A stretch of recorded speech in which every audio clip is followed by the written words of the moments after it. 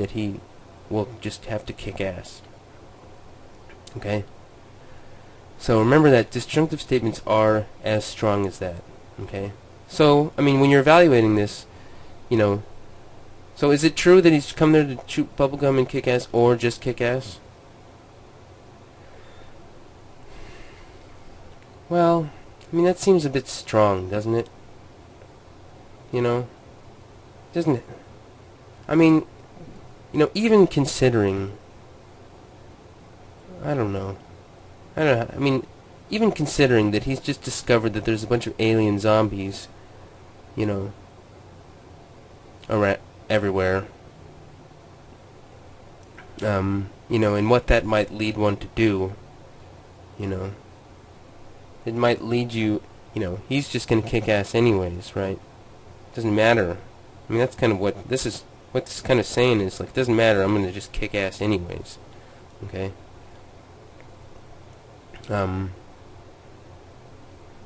You know, is it true? You know, I mean, it's not, I mean, it's probably,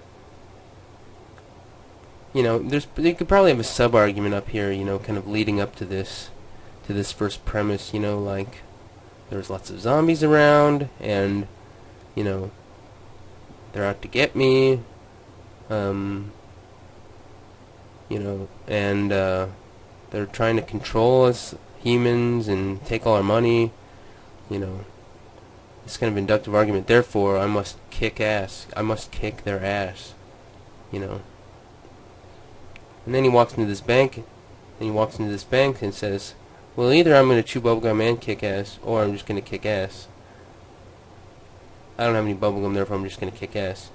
You know, it's kind of a silly argument, right? Because he's just going to kick ass anyways, right? Because all he's done is just throw in this other little simple statement about chewing bubblegum and kicking ass, right?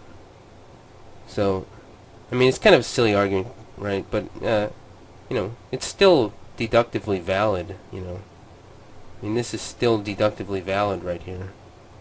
And it's still an argument, you know. So, what can we say? What else can we say about this? So, it's got good form, right? It's got good form. Is it true?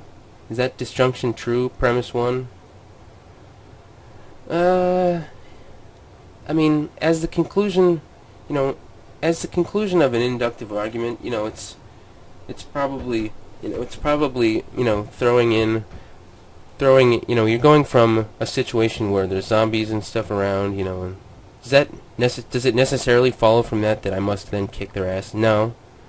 I could kill myself, or I could just give in and submit to them, you know, it doesn't follow necessarily, so he's, you know, it's a bit of an inductive argument of how he gets to that premise that he's going to kick ass, or sorry, to, you know, in a sub-argument there might be a premise that I must kick ass, right? Imagine this, okay? I didn't think of this until now. I mean, until I did this video, but so as a sub-argument, imagine something like there are zombies everywhere trying to control us and steal our money, and therefore I must fight back and kick their ass, you know. Right? Imagine that as a sub-argument. And then imagine, you know, I mean, it does, so imagine right before that premise 1 right there, imagine a statement right here that says, I must kick their ass. It does follow deductively. It's deductively valid to go from, I mean, it's a valid inference to go from I must kick ass to I must chew bubblegum and kick ass, or I must kick ass. That follows, okay? So it's kind of redundant, okay? If you go from imagine this imaginary premise up here, I must kick ass, I've come here to kick ass, I must kick ass, to I will chew bubblegum and kick ass, or I will kick ass. Therefore, I must kick ass. I mean, you could throw anything in here for this red statement, including about bubblegum. You could throw anything in there. You know, I must kick ass. You know, I must eat sweet potatoes, or I must kick ass. I don't have any sweet potatoes, therefore I must kick ass. You could throw anything in there. You've already got. I mean, it's kind of. That's why I said it's redundant. I mean, you can imagine that he's already come to the conclusion that he must kick ass, right? And then he just throws in this extra little silly argument in order to arrive at his conclusion again that I will just kick ass then, right? Hopefully that made sense. So, yeah, it is kind of deductively true, right? It's just kind of pointless, this main argument here, right? Because presumably he's already decided that he's just going to kick ass, okay?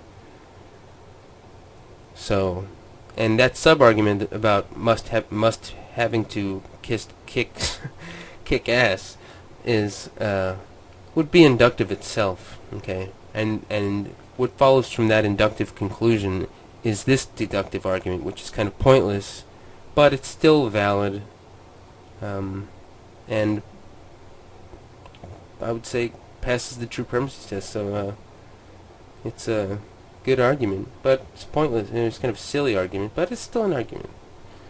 But so thank you for joining me. Bye bye. I found a possibly controversial statement. I wonder if it's true.